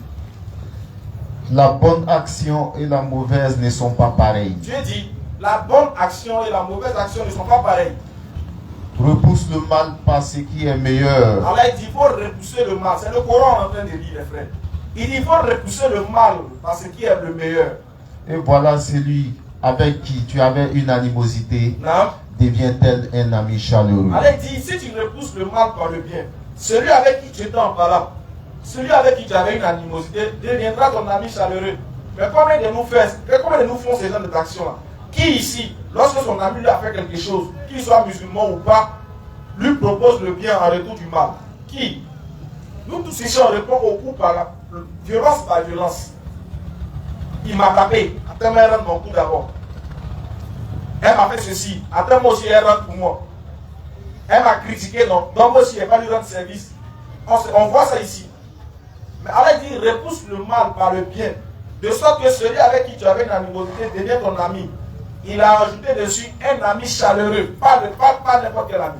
On continue la lecture, frère. Mais ce privilège... Mais Allah dit, ce privilège-là, celui qui pardonne, celui qui fait le bien au détriment du mal, celui qui fait le bien, malgré qu'il a reçu le mal, celui qui pardonne, de sorte qu'il devient ami avec celui qui le déteste. Allah dit, c'est un privilège, mais il ne donne pas ça à n'importe qui. Ce privilège n'est donné qu'à ceux qui endurent. Il dit, ce privilège n'est donné qu'à ceux qui endurent. Qui endure ici parmi nous? Qui ici, il va voir quelqu'un en train de lui faire du mal, et puis il va accepter, il va endurer ça? Qui? On est tous faibles. On dit on aime Allah, on aime le messager Mohammed, mais on ne copie pas sur lui. On dit nous on fait sunna, mais en réalité on dit sunna, mais on ne fait pas sunna. Parce que le prophète il a été torpillé, il a été marginalisé, il a été insulté, il a été maudit, il a été frappé. Mais est-ce qu'il répondait par la violence? Comment il a fait? De que lui seul, de par son message, il y a aujourd'hui 1 milliard de musulmans. C'est parce qu'il a patienté, il a enduré certaines choses. Allez-y, lisez sa biographie, vous allez voir comment le monsieur a souffert. Pour que nous, aujourd'hui, on soit fiers de taper leur poitrine pour dire la vérité. Mais il y a un monsieur qui a commencé, il y a un aussi qui était au début, qui a vu, qui a entendu des choses. Sa famille a été victime de beaucoup de choses, des critiques, des calomnies, des mensonges. Qui parmi nous s'y peut patienter? Allah dit, il lui donne ce privilège-là à ceux qui endurent. Vas-y. Et il n'est donné qu'aux possesseurs d'une grâce infinie. Et il dit que ce don-là, c'est une faveur qu'il fait à des gens bien précis. Oui, quelqu'un veut se convertir à l'islam. Takbir. Allah. Alhamdulillah, alhamdulillah. S'il est là, maintenant il peut venir se convertir rapidement. C'est bien. Toi, au moins, tu es sauvé. Alhamdulillah. Ceux qui ne sont pas musulmans qui m'entendent, ne partez pas à la maison. Hein. C'est-à-dire, si nous on s'en va, vous restez. Tant que vous n'êtes pas musulmans, restez ici. Ah oh, ici là. Alhamdulillah, voici ce que nous disons tous les jours. Voilà, Alhamdulillah, Alhamdulillah, encore une fois. Nous étions semaine passée à Nyansoué, à Bangourou, pour acte 2. À Bangourou, acte 2. Voilà, on va dire Alhamdulillah, par la grâce d'Allah. Nous avons fait pratiquement peut-être 19 personnes qui sont converties à l'islam à Bangourou, à Nyansoué. Et au total, nous avons 32 convertis dans cette zone-là. Donc, disons, c'est la grâce d'Allah et l'islam qui triomphe. Bon, nous sommes à Toumoudi encore une fois. Le frère qui arrive, il veut se convertir à l'islam. Comme on le dit, à l'islam, c'est sans obligation. Et devenir musulman, c'est pas de devenir djoula. Hein, tu deviens musulman, tu pratiques l'islam. Voilà, tu n'as pas besoin de croire à la mort de qui que ce soit pour être sauvé. Et à partir du moment où tu te convertis à l'islam, Allah te pardonne tes péchés passés jusqu'à maintenant.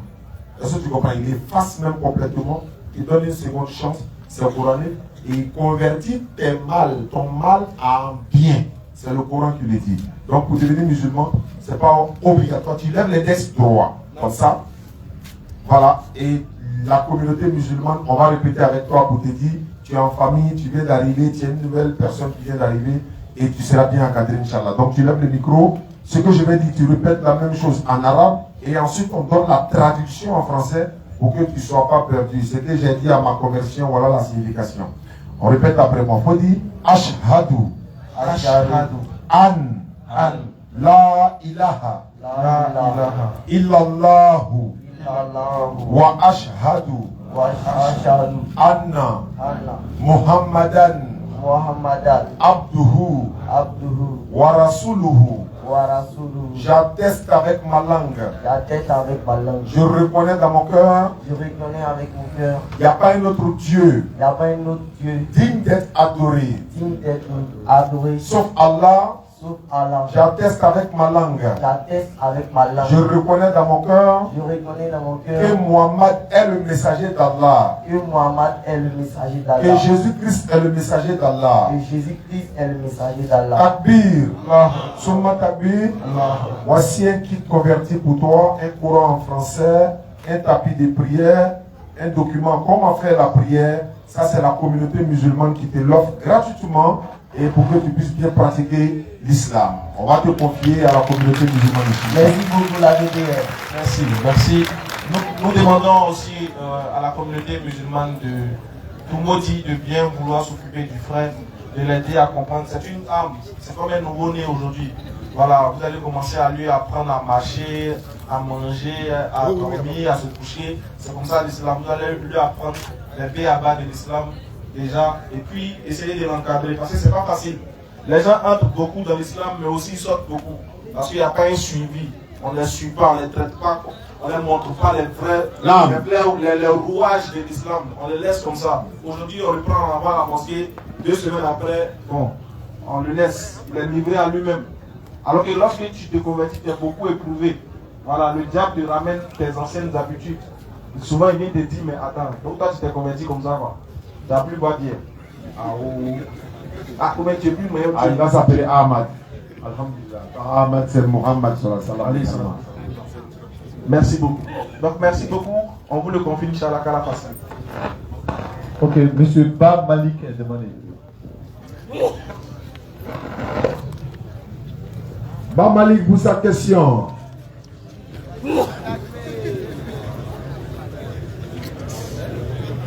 Wa alaykoum salam. Wa alaykoum salam wa rahmatullahi wa barakatuh.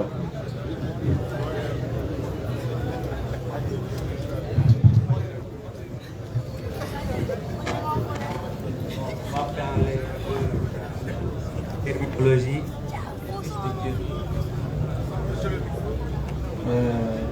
J'aimerais pour les lecteurs qu'ils nous lisent Jean 20, 31. Non.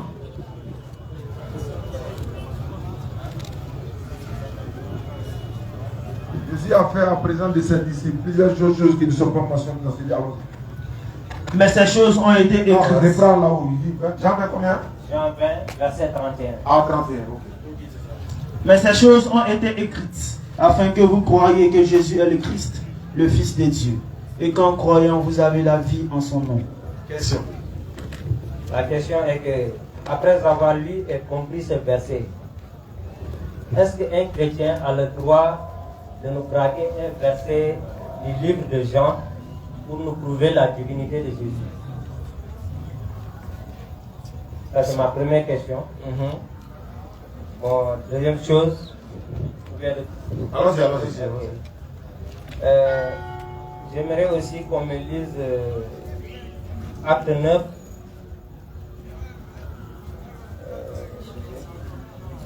Préparez les questions, hein? Il n'y a pas de souci, Inch'Allah. Ouais, Acte 9 au verset 20. Acte des Apôtres, chapitre 9, le verset 20.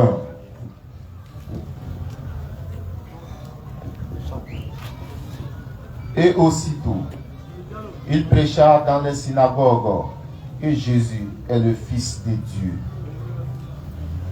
Bon, dans ce passage, nous venons de lire qu'il est dit que Paul prêchait que Jésus est le Fils de Dieu.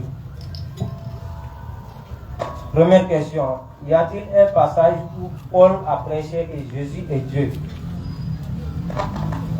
Autre question, où et quand et comment les chrétiens ont-ils pris cette doctrine qui consiste à croire que Jésus est Dieu? D'accord, on va faire... C'est bon? Il est terminé. C'est le même contexte. Allez-y. Bon, ces chrétiens qui croient que Jésus est Dieu, ne sont-ils pas en contradiction avec Paul qui prêchait que Jésus est le Fils de Dieu? D'accord. Fini, c'est toujours la terminologie le Fils de Dieu. Je reviens dans le Coran aussi. Allons-y, bismillah. Ok. J'aimerais aussi qu'on me lise dans le Coran le chapitre 9 au verset 30.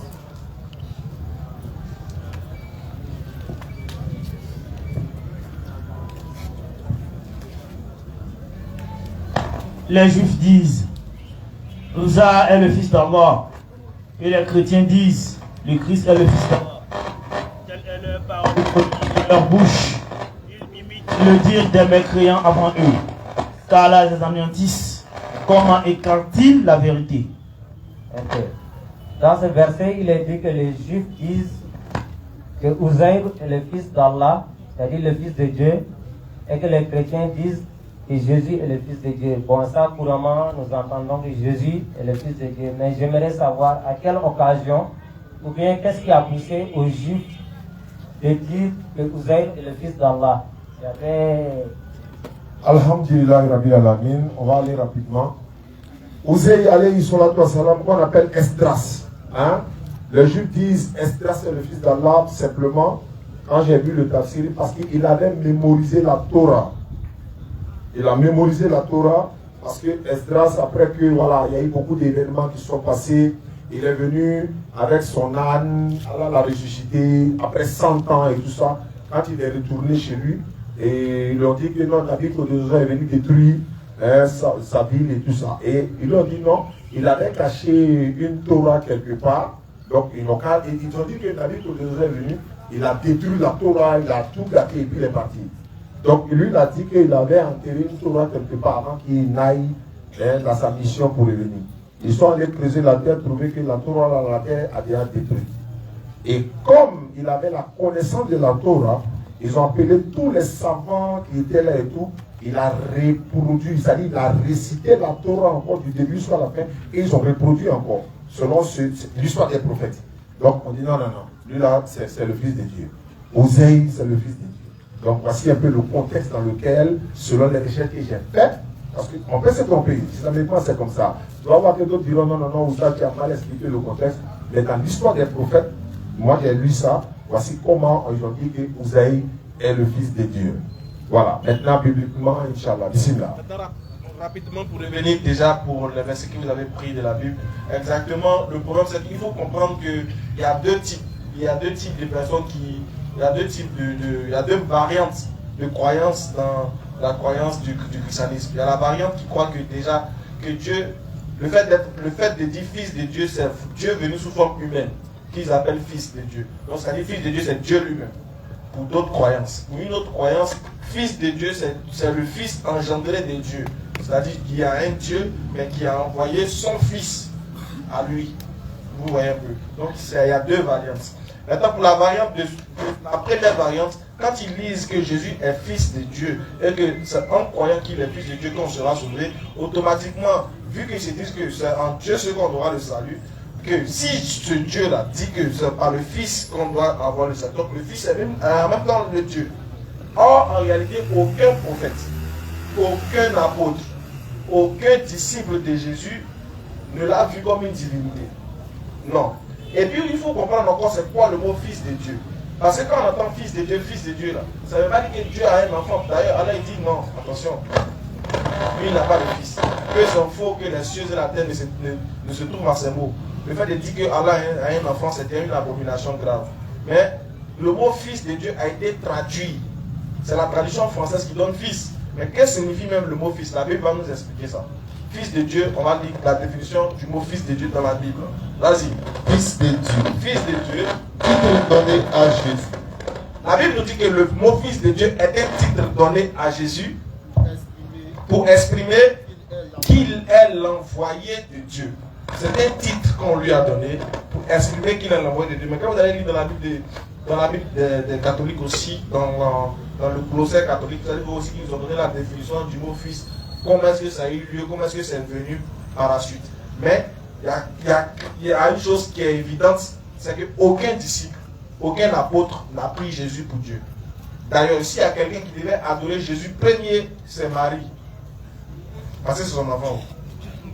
Voilà. S'il y a quelqu'un qui devait l'adorer, premier, c'est elle. Mais comme elle savait que son fils n'était pas Dieu, voilà pourquoi elle n'a jamais adoré son fils. Maintenant, pour ceux qui pensent que Jésus aussi est Dieu, on leur demande toujours de nous répondre à la question. Si Jésus est Dieu, est-ce que c'est lui qui a créé Marie? Question. Question, hein? Ça, c'est question. Si tu es parti à gauche, là, qui t'a demandé ça là-bas, là, c'est gâté. Hein? Suivez-moi, les gars. Si tu as demandé ça là-bas, là, ah, nous, on serait déjà parti. Nous, on est déjà parti, hein? Ah. Tu demandes, mais tonton, si il est Dieu, mais est-ce que c'est lui qui a créé Marie? Les frères, assurons-nous, puis réfléchissons. Si c'est lui qui a créé Marie, si tu as croisé un homme qui dit c'est Jésus qui a créé Marie, là, il faut prendre ton bagage, il faut partir. Il faut plus t'arriver devant lui encore. Voilà, il faut plus t'arriver devant lui. Il faut te dire qu'il est déchargé. Voilà, c'est le déchargé. Madame, c'est bon? C'est bon, non? J'avais posé la question concernant les enseignements de Paul qui prêchait que... C'est pareil, Paul n'a jamais prêché la divinité de Jésus. Lui, c'est pareil. Toi, tu vas dans tous les apôtres, vous lisez... Il dit Dieu est le chef de Christ. Voilà, vous lisez chaque épître, vous allez voir... Là, peut-on dire qu'ils sont en contradiction avec Paul? Ouais, mais c'est ce que je suis en train de vous dire. Il dit, ni aucun apôtre, aucun disciple n'a dit qu'il était Dieu. Personne, quand même personne. Il n'y a pas un être humain qui peut dire qu'il est Dieu. À part ceux d'aujourd'hui là. Tu vois, non? Il n'y a pas un être humain qui peut dire qu'il est Dieu, à part ceux d'aujourd'hui. Mais chacun a sa croyance, et puis bon, alhamdoulilah. Quand on donne la bonne compréhension. Prochaine question, s'il y en a rapidement, s'il n'y en a pas, on va Traoré Abdoulaye. Ok.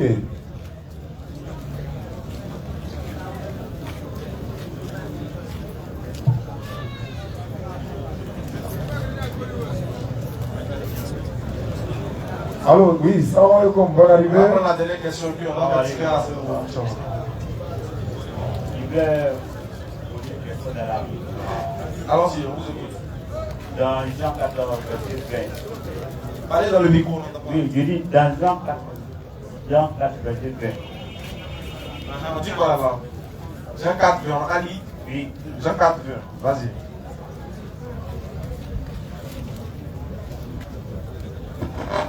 Nos pères ont adoré sur cette montagne. Et vous dites, vous, que le lieu où il faut adorer est à Jérusalem. Femme, lui dit Jésus. Dans Jean 4, c'est où Jésus parlait à la femme canadienne. Femme, lui dit Jésus, crois-moi, l'heure vient où ce ne serait ni sur cette montagne, ni à Jérusalem que vous adorerez le Père. Je voulais savoir, c'est quel lieu?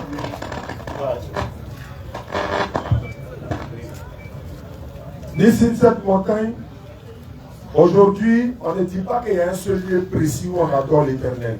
Mais le plus grand lieu de rassemblement, d'adoration de l'Éternel, Dieu, c'est à la Mecque. Il n'y a pas dans le monde entier, il n'y a pas un lieu plus grand rassemblement dans le monde que le lieu de pèlerinage des musulmans.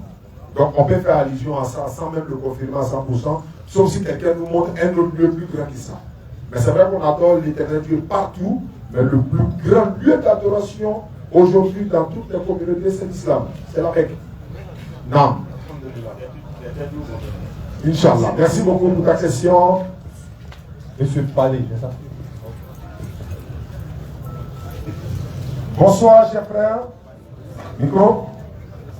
Moi, je vais savoir. Bonsoir, tonton. Dans le micro, bonsoir dans le micro. Bonsoir. Bonsoir, bonne arrivée. Question? Moi, je vais savoir. Jésus, il est mort, puis il est ressuscité. Je vais savoir. Je vais savoir. Moi, si chrétien aussi. Mais moi, je vous demande. Jésus est mort à cause de mon péché. Il est mort, il est ressuscité. D'accord. Si vraiment il est mort. Il est mort, il est ressuscité. Je suis chrétien. S'il vous plaît, soyez calme, s'il vous plaît. Je vais savoir.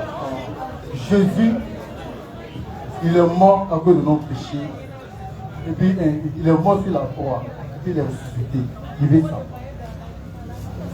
Papa, tu veux savoir s'il est mort? Moi, je dis, Jésus est mort il est mort, il est ressuscité. C'est une affirmation. Vous croyez qu'il est mort et puis il est ressuscité. Maintenant, vous voulez savoir quoi?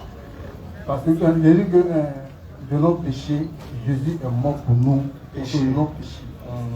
Voilà, d'accord. C'est ça, je vous demander ça. D'accord, papa. Merci. On va vous expliquer. On va vous expliquer quelque chose. Si Jésus est mort pour vos péchés, supposons, si Jésus est mort pour vos péchés, c'est-à-dire il faut croire en ça pour aller au paradis, c'est ça non? Si tu ne crois pas, tu ne vas pas au paradis. Oui. Je veux savoir, est-ce que Abraham, vous connaissez Abraham, non? Voilà, Abraham. Est-ce que lui, il a cru en Jésus? Est-ce que Jésus est mort pour les péchés d'Abraham, par exemple? Du peuple d'Abraham, ceux qui ont suivi Abraham là, ceux qui ont suivi Abraham là, et puis ils sont morts là. Est-ce que Jésus est mort pour les péchés? Non, il est mort pour nous. S'il vous plaît, s'il vous plaît. S'il vous plaît. Allez, ça va aller. Ne faites pas ça. Ne faites pas ça. Je vais savoir, dans le monde, les prophètes sont venus là. Ils sont partis, ils sont morts. Jésus seul, il est mort pour nous à cause de nos péchés. Dans le monde là, il est mort. Dans le monde entier. Jésus, le Fils de Dieu. Ça, c'est pour ça que lui, c'est le mort, il est ressuscité. Je vais faire une deuxième question. Oui. C'est pas grave. Je vais dire quoi? Depuis qu'il est mort, depuis que vous dites que Jésus est mort pour vos péchés, est-ce que vous avez arrêté les péchés? Moi. Question. Tout le monde est pécheur. Je sais. Tout le monde est pécheur. Comme il est mort. Il est mort pour nos péchés. Il est mort pour effacer nos péchés, non? Il effacer nos péchés. Voilà. Maintenant, quand vous péchez, depuis il est mort, est-ce que vous avez arrêté les péchés, mais vous continuez les péchés? Non, il peut faire des fautes. Il peut faire des fautes. Mais après, il peut me manger, je me dis pardon à Dieu. Tu peux pécher, là. Il peut pécher, mais il fait des fautes. Il me mange même pas à Dieu. Donc, après la mort de Jésus, les gens continuent de pécher, c'est ça? Oui. Les gens continuent de pécher. Oui. Même les chrétiens aussi continuent de pécher. Sauf Sauf qu'ils viennent demander pardon. Pardon à Dieu. Vous savez pourquoi il vous a posé la question? Oui. C'est-à-dire quoi? Oui. Vous dites qu'il est venu mourir pour que vos péchés soient pardonnés. Oui. Que vos péchés soient effacés. Oui. Alors, après sa mort, vous continuez de pécher. S'il vient mourir encore là, vous allez continuer de pécher. S'il vient mourir encore, vous allez continuer de pécher. Ça veut dire quoi? C'est qu'il y a quelque chose qui n'est pas bien. Quelque chose qui n'est pas bon. Je vais vous expliquer, papa. Il y a quelque chose qui ne colle pas. Si on a tué Satan, est-ce que tu as péché? Non. Tu as vu, non? Si on tue Satan, toi, tu n'as plus péché. Mais si on tue Jésus, est-ce que tu n'as pas péché? Non. Je dis que Jésus ne peut pas mourir. Jésus ne peut pas mourir. Jésus ne peut pas mourir. Parce qu'il est mort pour nous de nos péchés. Il est parti non. Attends, il me dit. En fait, quand moi je vous entends parler, j'ai une sorte de pitié en fait. Je sens en vous. En fait, le monsieur il est honnête dans sa foi. Il est sincère dans sa foi. Comprenez-le. Il n'est pas dans la vérité. Donc nous, quand on voit ça là, ça nous fait mal. Voilà, c'est vrai que souvent on rit. Fait partie de la douleur, ça fait mal. Quand tu es né dans une religion 40 ans, 50 ans, et puis on vient te dire non, Jésus n'est pas mort pour ses péchés, alors que si tu es né dans ça. C'est-à-dire chrétien, musulman, oui, on est des frères. Si tu es des frères, mais il y a d'autres qui disent que non, Jésus n'est pas Dieu. On va arriver là-bas. On va arriver là-bas d'abord. C'était pour dire quoi? Si vous avez la partie là qui n'est pas bonne, vous dites que Jésus il est mort. Il est mort pour nous, après il est et puis Dieu dit qu'il est Dieu encore. Est-ce que Dieu meurt? Hey. Même Moreau. Donc qu'est-ce que je vais dire? Pour revenir au péché là, je voulais vous amener à comprendre que tant que Satan n'est pas mort, tant que Dieu n'a pas tué Satan, on va continuer de pécher. On va continuer de pécher jusqu'à ce que Dieu dit que c'est bon. Ce qui veut dire, en réalité, Jésus n'est pas venu mourir pour pécher de quelqu'un. Parce que s'il était venu mourir pour vos péchés, vous allez arrêter de pécher. C'est comme s'il est venu convaincre. Il est mort pour que le péché là n'existe plus.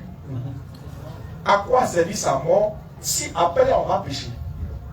Normalement, sa mort devait nous exclure du péché. sa mort devait anéantir le péché, détruire le péché. Vu que sa mort n'a rien fait, Satan il est là, il continue de nous faire pécher. Aujourd'hui on va pécher, demain on va pécher, et après demain on péchera et on péchera. Parce qu'il y a un qui est là qui n'est pas encore mort, Satan. Maintenant on va laisser faire les péchés. Si Jésus, pour vous, il est venu mourir pour vos péchés, les péchés de Judas, qui paye, qui prend ça? Judas. Lui, il a trahi Jésus. Judas a trahi Jésus. Le fait de trahir Jésus, c'est un péché. C'est un péché, oui. Maintenant, ceux même qui ont attrapé Jésus aussi, ils l'ont cloué. C'est un péché aussi. Maintenant, ceux-là, c'est un péché. Le péché qu'ils ont fait là, c'est Jésus qui prend encore. Tu vois que c'est pas cohérent en fait. C'est-à-dire, nous on vient, on tue quelqu'un qui est mort pour nos péchés. Et regardez par exemple, on dit non, Jésus est mort pour nos péchés. Si on dit nous tous par exemple, il est mort pour nos péchés, il arrive, il est né. On dit il est né à Bethléem, qui régnait Hérode.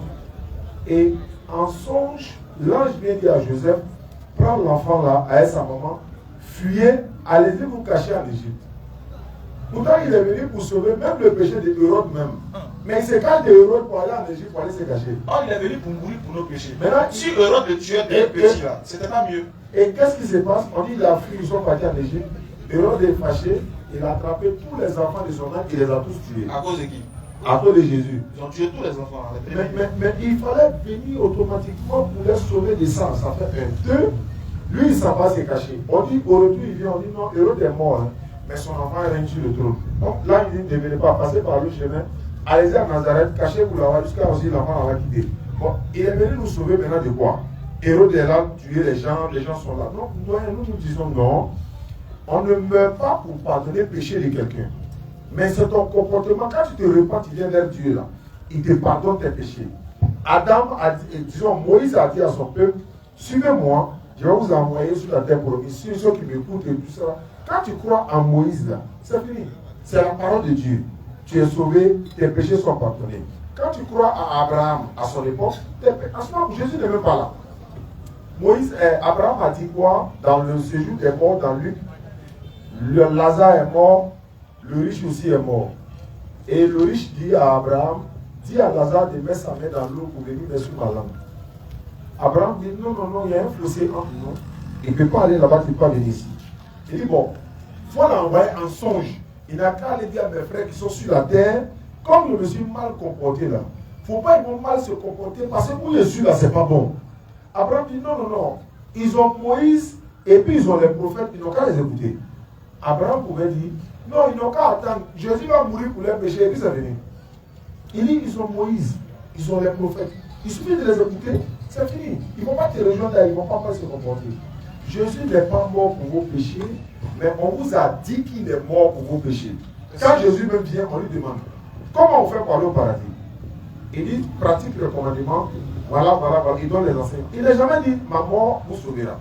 Nul, y compris ses épouses et ses disciples, personne d'entre eux n'a dit qu'il est mort pour nos péchés.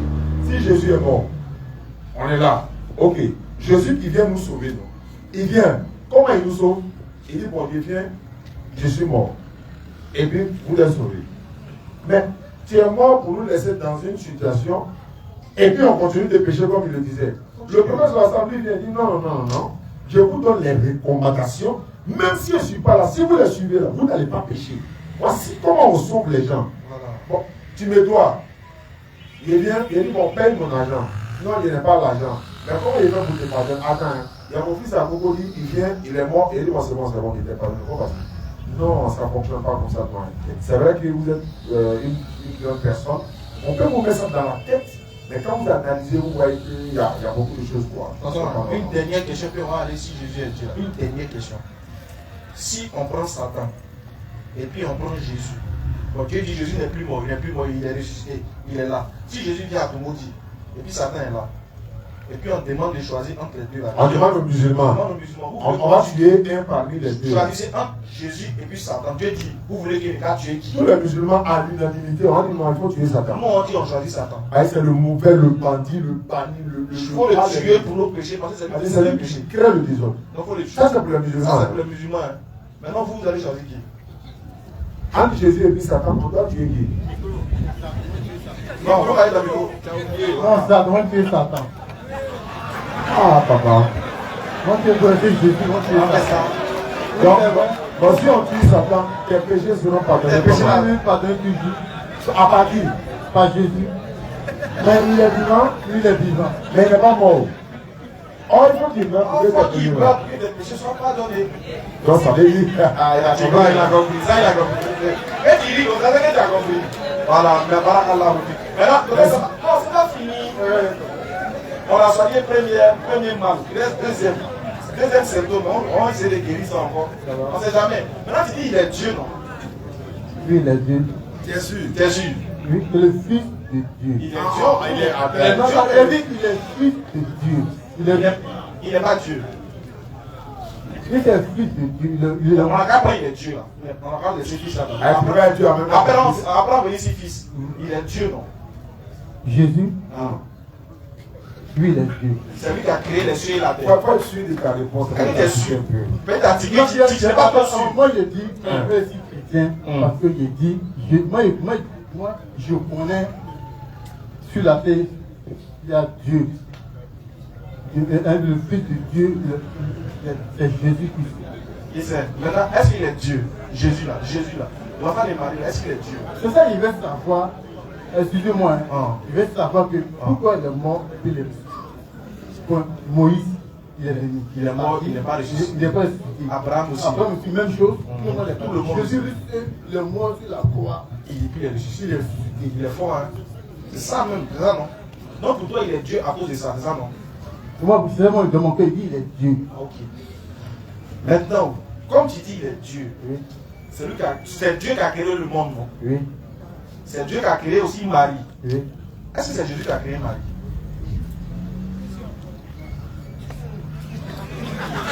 C'est ça, il a dit. Attends. C'est ça, il a dit. Tout ça, c'est la même chose. C'est Jésus qui a créé. Dieu là. Il dit que il est ressuscité parce que moi, il y a tout qui l'a tué. C'est ça, et puis Marie. Papa, est-ce que c'est Jésus qui a créé Marie? Ah mais attends. C'est lui qui a visité. Tonton, je réponds. Est-ce que c'est Jésus qui a créé Marie? Ça peut t'amener à comprendre. Non, c'est Dieu. C'est pas Jésus, non? C'est Dieu. C'est pas Jésus, non? Oui, c'est Dieu. Mais c'est pas Jésus.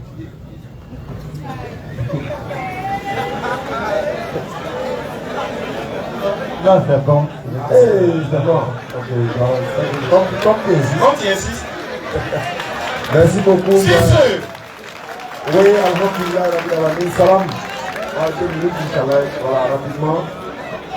Voilà, parce que on va dire merci beaucoup à la population de Djibouti. Merci d'être venu. Voilà, pour la conférence.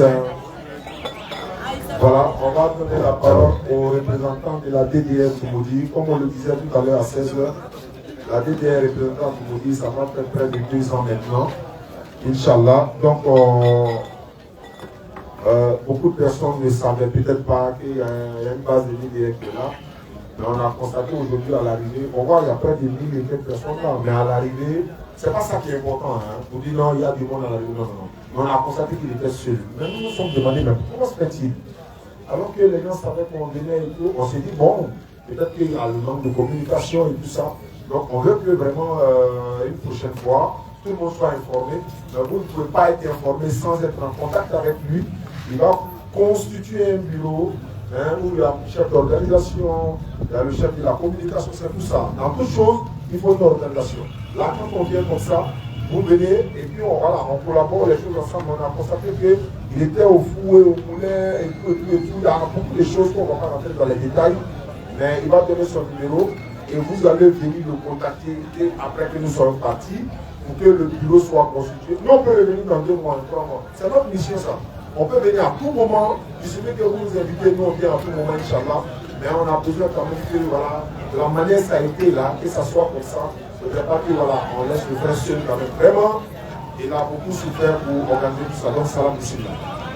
Salam alaikum à toute la famille musulmane de Djibouti. Qu'Allah accepte et qu'Allah nous facilite tous. Je remercie toute la famille de Toumoudi qui ont entendu l'annonce de l'arrivée de la DDR. Voilà, quand la mettre dans nos actions, Yamal Kiyama. Effectivement, je suis le représentant de la DDR à Toumoudi. Voilà, vu que nous sommes pris par le temps, si jamais il y a des personnes qui ont envie de savoir certaines choses, écoutez, s'il vous plaît. Je suis à la boulangerie en face du collège Mindovia. Voilà, tout le monde me connaît. Le numéro c'est le 07 49 44 48 16. Répétez le numéro. 07 49 44 48 16. Voilà, c'est votre frère Abdul Salam DDR Toumoudi. Inch'Allah, levez les mains tout le monde. Ashhadu. Ashhadu. An. La ilaha. Illallahu. Wa ashhadu. Anna. Muhammadan Rasulullah.